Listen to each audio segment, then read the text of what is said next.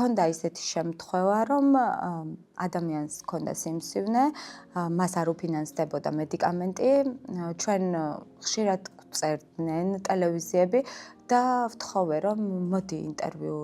ჩაწერე და თქვი, რომ ეს მედიკამენტი არ გიფინანსდება, იმიტომ რომ როდესაც ჩვენ ამაზე ხმამაღლა ვსაუბრობდით, იყო რაღაც პატარ-პატარა ცვლილებები, თუნდაც მხოლოდ იმ ადამიანს უფინანსებდნენ,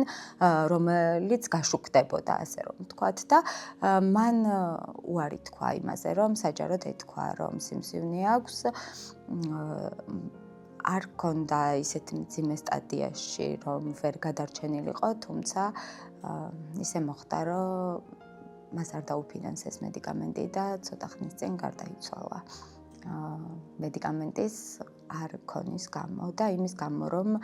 ვერ გაამხილა საკუთარი დიაგნოზის შესახებ, არ ვიცი რის ეშინოდა საზოგადოების აზრის, ან რატო შეიძლება სიმსივნე იყოს სირცხვილი.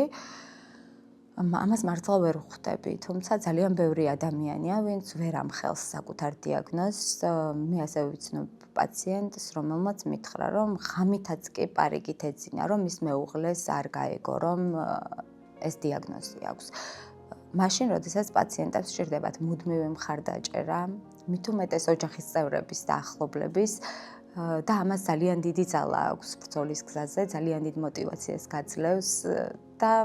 გამარჯვებაზეც, რა თქმა უნდა, დიდი ზეგავლენა აქვს, როდესაც ბევრი მხარდამჭერი გყავს.